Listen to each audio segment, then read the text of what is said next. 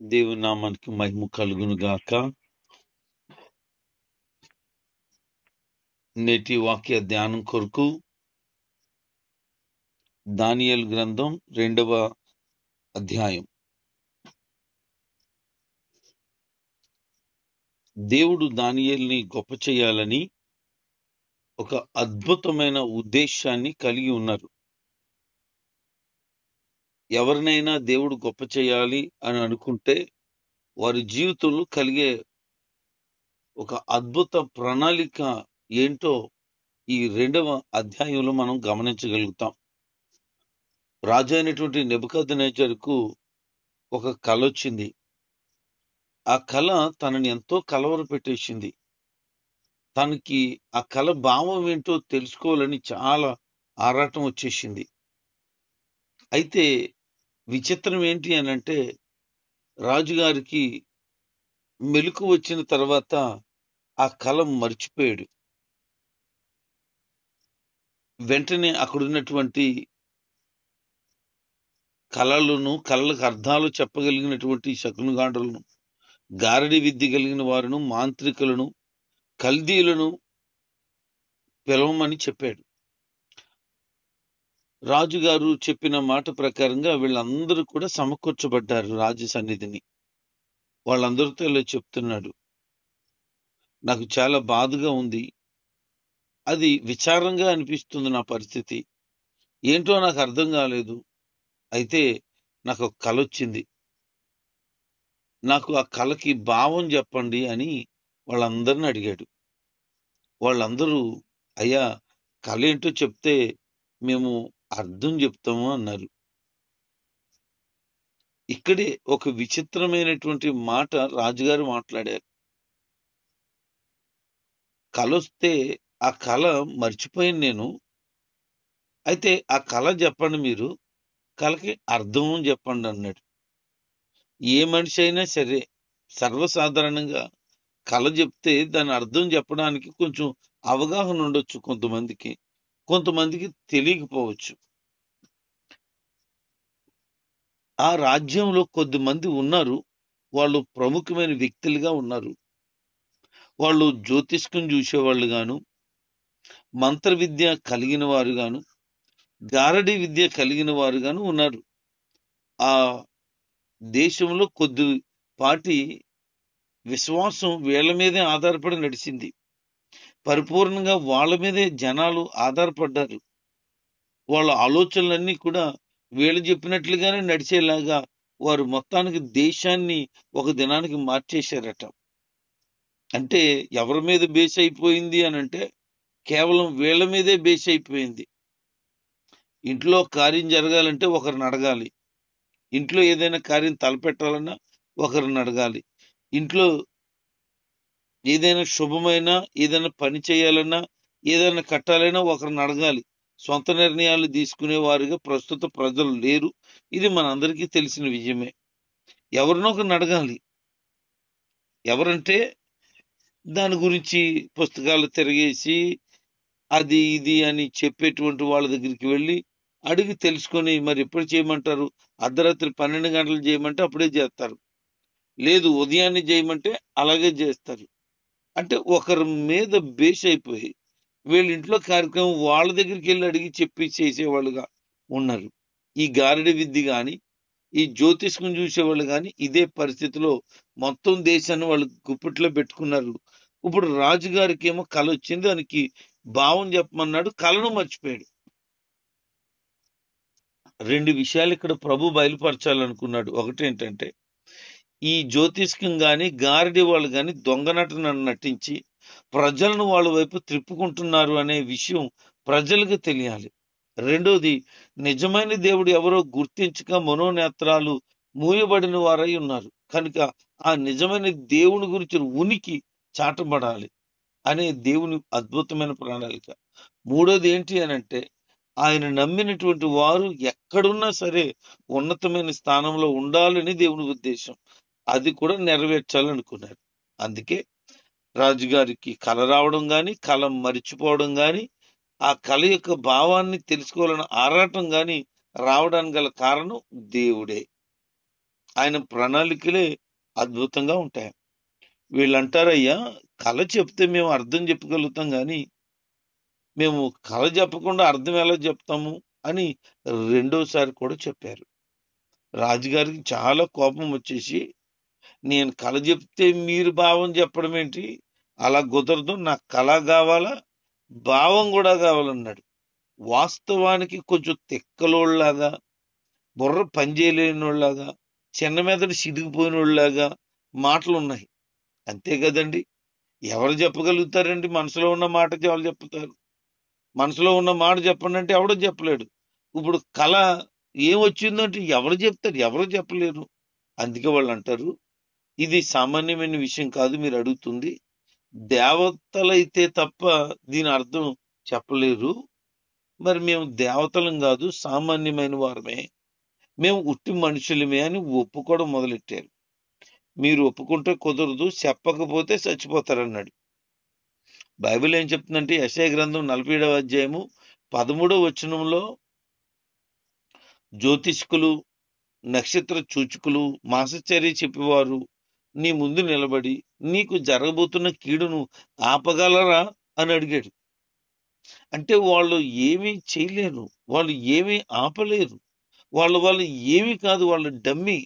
ప్రజలను మభ్యపెట్టి ప్రజలను సొమ్ము చేసుకుని వారు సులభాన్ని అపేక్షించి బ్రతుకుతున్నారు. వాళ్ళ మీద ఆధారపడ్డారు. వారు సత్యం బోధించడం ఉండదు, వారు చెప్పే మాటల వల్ల ప్రయోజనం ఉండదు.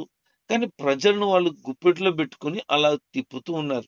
నేటికి అదే జరుగుతుంది. ప్రజలు కూడా అమాయకమైన వారై వాళ్ళ మాటలే వింటున్నారు గాని సత్యాన్ని ప్రకటించే వారి మాటలు వినరు. ఇలాంటివేంటి, అజ్ఞానంలో మీరుండి మాట్లాడుతున్నారంటే అజ్ఞానంలోనే ఉండిపోతానంటారు తప్ప అది విడిచి బయటకు రాలేరు. చాలా విచారింపదగిన విషయం.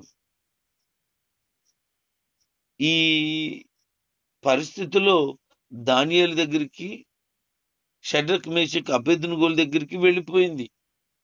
వాళ్ళని చంపాలని ప్లాన్ చేసేసారు. ఎందుకంటే జ్ఞానం కలిగిన వారు ఎవరైతే ఉన్నారో వాళ్ళు భావం చెప్పలేదు గనక, ఈ శకునగాండ్రులు గాని, ఈ యొక్క గారడి విద్య వారు గాని, ఈ ప్రజలు ఎవరు చెప్పలేదు గనక వాళ్ళని చంపేయాలన్నాడు. మీకు ఎందుకు నేను ఇంత పెట్టుబడి పెట్టి పోషించి జ్ఞానవంతులుగా సిద్ధం చేసింది, దానివల్ల ఏం ప్రయోజనం లేదు అని చంపాలనుకున్నప్పుడు దానియేలు మీదకి, తన స్నేహితుల మీదకి మొట్టమొదటిగా ఈ పరిస్థితి వెళ్ళిపోయింది. దానియేలుకి విషయం తెలిసి రాజుగారి దగ్గరికి బయలుదేరాడు. వాళ్ళందరూ ఏం చెప్తున్నారు? రాజుగారికి వచ్చినటువంటి పరిస్థితి చాలా అసాధారణమైనది, ఇది మా వల్ల కానిది అని చెప్తే, దానియేలు వెళ్ళి ఇలా అంటాడు, అయ్యా నాకు కొంచెం సమయం ఇచ్చారనుకో, మీ కళ చెప్తాను, కళకి భావం కూడా చెప్తాను అన్నాడు. ఏమి ధైర్యం, ఏమి ధైర్యం! ఒకసారి మనం ఆలోచన చేద్దాం. రాజుగారి దగ్గరికి వెళ్ళి నేను కళ చెప్తాను, కళకి అర్థం చెప్తాను, నాకు కొంచెం టైం ఇవ్వండి అన్నాడు. సరే సమయం తీసుకున్నాడు. తన స్నేహితుల దగ్గరికి వెళ్ళి చెప్పాడట, ఇదిగో మీరు ముగ్గురు ప్రార్థన చేయండి, నేను కూడా ప్రార్థన చేస్తాను. మనందరి ప్రార్థన వినే దేవుడు ఆ యొక్క పరిస్థితి నుంచి మనల్ని తప్పకుండా విడిపిస్తాడని తన స్నేహితులతో చెప్పారు. ఆ స్నేహితులు కూడా ప్రార్థనా పరులైన స్నేహితులు, భక్తి కలిగిన స్నేహితులు, ప్రభు కోసం బ్రతకడానికి, చావడానికి కూడా సిద్ధపడిన స్నేహితులు. వారు మొత్తం ప్రార్థన చేయడం ప్రారంభించారు. దేవుడు ఆ రాత్రి ఒక దర్శనం చేత ఆ దానియేలుకి ఆ మర్మాన్ని తెలియచేశాడు. రాజుగారికి కల రావడం కాదు, కలకు ముందు ఏం జరిగిందో, తర్వాత కల వచ్చింది, కలకి అర్థం ఏంటో కూడా వివరించడానికి దేవుడు జ్ఞానాన్ని అనుగ్రహించాడు. పరలోక దేవుడే అతనికి ఆ విషయాన్ని బయలుపరిచాడు. ఆ రాత్రి ప్రభును స్తుతించడం మొదలు పెట్టాడు. ప్రభువా, నువ్వు పరలోక మర్మాలను తెలియచేయగలిగిన దేవుడు అని ప్రభుని స్తుతించాడు దానియేలు. తర్వాత రాజుగారి దగ్గరికి వచ్చి రాజుగారితో చెప్పడం మొదలు పెట్టాడు, రాజా, నీకు మానసికమైన వేదన అనిపించింది, హృదయంలో కలత ఉంది, మంచం మీద నిద్రట్టుగా అటు ఇటు దొలుతున్నావు, అలాంటి టైంలో చిన్న మైకం వచ్చింది. అప్పుడే ఈ కళ వచ్చింది. ఆ కళ ఏంటనుకున్నావు? ఒక అద్భుతమైనటువంటి విగ్రహం కనపడతా ఉంది. ఆ విగ్రహం 4 విధాలుగా కనపడుతుంది. ఆ విగ్రహం పైనేమో బంగారంగా ఉంది, తర్వాతేమో ఇత్తడిగా ఉంది, తర్వాతేమో ఇనుముగా ఉంది, తర్వాతేమో ఇనుము మట్టి కలిసినట్టుగా ఉంది. ఒక బ్రహ్మాండమైన విగ్రహం మీకు కనపడింది అన్నాడు. రాజుగారు స్టన్ అయిపోయాడు. ఒరే, ఇది కళ నాకు వచ్చిందే, నేను మర్చిపోయాను గాని దానియేలు చెప్పగలుగుతున్నాడే. చాలా ఆశ్చర్యపోయాడు. అక్కడున్న ప్రజలు, ఈ యొక్క మంత్రగాళ్ళు, గారడి విద్య కలిగిన వాళ్ళు, కల్దీలు, జ్ఞానవంతులు, వీళ్ళందరికీ బుర్ర పనిచేయడం మానేసింది. ఏమి అద్భుతమైనటువంటి దైవ కృప అతనికి అనుగ్రహించబడింది. దేవుని సన్నిధిలో ప్రార్థించగలిగితే మర్మాలను కూడా ప్రభువారు బయలుపరచగలిగిన వాడై ఉన్నాడని మనం నమ్మక తప్పదు. ఎదుటివారి మనసులో ఉన్నది మనం గమనించలేం గాని ప్రార్థన చేస్తే ఎదుటివారి మనసులో కాదు, వారి బ్రతుకు, వారి భవిష్యత్తు కూడా అర్థమైపోతుంది. ప్రార్థన చేస్తే ప్రభు చెప్పంది ఏముంది? అసలు మామూలుగానే ప్రార్థన చేయవే నువ్వు, ఇక పరలోక మర్మాలు తెలుసుకోవాల్సిన పరిస్థితుల్లోనికి ఇంకెప్పుడు ఎదుగుతావు? సామాన్యంగా నీ బతుకు గురించే ప్రార్థన చేయకుండా తినేసి పడుకుంటుంటావు. పరలోక మర్మాలు తెలుసుకోవలసినటువంటి ఆసక్తి ఇక నీకెప్పుడు వచ్చేసింది? అందుకే ప్రార్థన జీవితాన్ని కలిగి ఉండగలిగితే ఎలాంటి పరిస్థితినైనా ఎదుర్కోగలుగుతాను, జయించగలుగుతానని విశ్వాసం కలిగి ఉంటది. ప్రార్థనాపరుడు గనుక రాజుగారితో చెప్పాడు. ఆ కలకి భావం కూడా నేను చెప్పేటువంటి దమ్ము నా ప్రభు నాకు ఇచ్చారు అని చెప్పగలిగిన ధైర్యం కాదు, ఆ ప్రార్థన ద్వారా ఆ కార్యాన్ని కూడా అతను చూశాడు. దానికి అర్థం చెప్పడం మొదలు పెట్టాడు. ఇదిగో నీ రాజ్యం బంగారం లాగా ఉంటది, అందరికీ తలగాను ఉంటావు, సకల లోకాలు, సకల రాజ్యాలన్నీ కూడా నీ అధికారం కిందకే వస్తాయి. నీ బలం కాని, నీ ఘనత కాని సామాన్యమైనది కాదు. నువ్వు రాజులకు రాజు అయిపోయినంత స్థితిలోనే ఉంటావు. ఆ తర్వాత జంతువులు గాని, పక్షులు గాని, మనుషులు గాని అందరూ కూడా నీ మీదే ఆధారపడిపోయి నీ ఆలోచన చేతే నడిపించబడతారు. నువ్వు తలలాగా ఉంటావు, బంగారు శిరస్సులాగా ఉంటావు నువ్వు అని చెప్పాడు. ఆశ్చర్యపోతున్నాడు. అయితే మీరు చనిపోయిన తర్వాత మీ తర్వాత మీకంటే బలహీనమైన రాజ్యం ఒకటి వస్తుంది. దాని తర్వాత 3వ రాజ్యం వస్తుంది, అది ఇత్తడిలాగుంటది. దాని తర్వాత మరొక రాజ్యం వస్తుంది, అది ఇనుములాగా చాలా గట్టిగా బలంగా ఉంటది. ఆ తర్వాత ఇనుము మట్టి కలిసినట్లుగా ఉంటది. ఆ టైంలో మిశ్రమ జనాంగంగా, అంటే మాటలు పొసక లేని వారుగా, ఐక్యత లేని వారుగా, ఒకరికొకరు సఖ్యత లేని వారుగా ఆ రాజ్యంలో ఉండబోతున్నారు. రాజ్యంలో భేదాభిప్రాయాలు ఏర్పడతాయి, చాలా పరిస్థితులన్నీ కలుగుతాయి. ఇలా ఉండబోతుంది. దాని తర్వాత ఒక బలమైనటువంటి రాజ్యం, అది కూడా నిర్మూలన చేయగలిగినటువంటి రాజ్యం. ఒక వ్యక్తి యొక్క చేతి సహాయం లేకుండా ఎక్కడి నుంచో పర్వతం నుంచి తీయబడిన ఒక రాయి ఆ పాదాల మీద పడుతుంది. వెంటనే ఆ మహాబ్రహ్మాండమైనటువంటి ఆ యొక్క ప్రతిమ, ఆ విగ్రహము కూలిపోతుంది. ఇది మీకు వచ్చిన కళ, దానికి అర్థం ఇది అని చెప్పాడు. వాస్తవంగా నెబుకద్నెజర్ రాజుకి ఏ కళ వచ్చిందో అక్షరాల అదే, ఏమాత్రం కూడా సున్నా పొల్లు కూడా పోకుండా చెప్పించాడు. దానికి భావాన్ని చెప్పాడు. చాలా ఆశ్చర్యపోయిన నెబుకద్నెజరు దానియేలుకు సాష్టాంగ నమస్కారం చేసేసాడండి. నువ్వు మామూలుడు కాదు అని పూజించాడట. నైవేద్యాలు, ధూపము సమర్పించాలని ఆజ్ఞాపించాడట. అంటే దానియేలు గురించి ఏమనుకున్నాడంటే, సామాన్యుడు కాదు, ఇతను దేవుడే అని పూజించాలి, ఇతన్ని నైవేద్యాలు, ధూపాలు దేవునికి అర్పించినట్లు అర్పించాలి, కమాన్ అని చెప్పి అందరికి ఆర్డర్ ఇస్తే వెంటనే ఇలా మాట్లాడుతున్నాడు. నేను మీరు అనుకున్నట్లు మర్మాలను బయలుపరచడానికి సమర్థున్నని, నేనేదో దేవుడు దేవతలకు నేనేదో గొప్పవాడునని మీరు భావిస్తున్నారు. కానీ నేను కూడా సామాన్యమైన వ్యక్తినే. నేను దేవుని వలన పొందుకున్నాను తప్ప ఇది నా స్వహతాగా వచ్చింది కాదు. ఘనత పొందవలసిన వాడు దేవుడే అని దేవుని యొక్క గొప్పతనాన్ని దానియేలు చాటాడు. అప్పుడు అతనికి ఆజ్ఞాపించాడే తప్ప పూజించలేదు. సాష్టాంగ నమస్కారం చేస్తే దానికి కారణాన్ని కూడా తెలియజేశాడు, దేవునికే సాష్టాంగ పడాలని. అప్పుడు రాజైనటువంటి నెబుకద్నెజరు చాలా బహుమానాలు ఇచ్చాడు. అంత మాత్రమే కాదు, సంస్థానం అంతట్లోనూ అధిపతులందరిలోనూ బబులోనులో జ్ఞానులందరిలోనూ ఒక ప్రధానమైన వ్యక్తిగా నిలబెట్టేశాడు. ఒక వ్యక్తిని దేవుడు హెచ్చించాలంటే ఎక్కడి నుంచైనా ఆయన కార్యాన్ని మొదలు పెడతాడు. ఒకను గొప్ప చేయాలని దేవుడు అనుకుంటే ఏ విధం చేతనైనాను గొప్ప చేయడానికి ఆయన ప్రణాళికని సిద్ధం చేస్తాడు. అయితే దానికి ముందు ప్రమాదం ఉందని గమనించాలి, దానికి ముందు ఆపద ఉందని గమనించాలి, దానికి ముందు శ్రమ ఉందని భావించాలి, దానికి ముందు కష్టం వస్తుందని భావించాలి.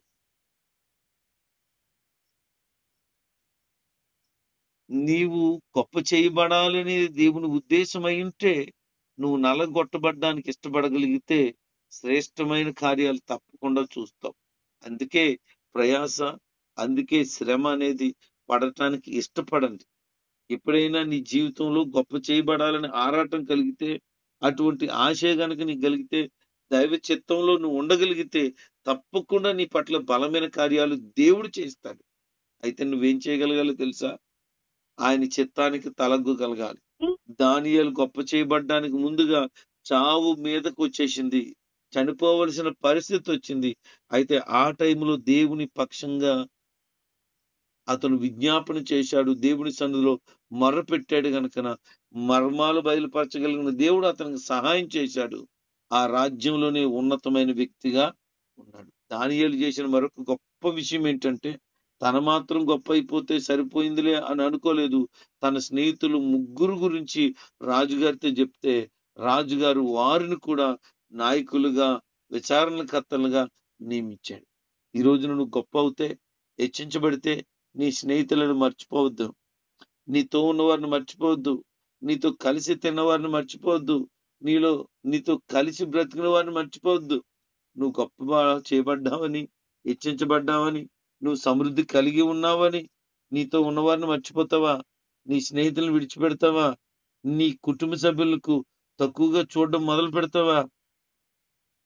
దానియేలు స్వభావం అర్థమైందా నీకు? ఒకప్పుడు నువ్వు ఎలాగున్నావు?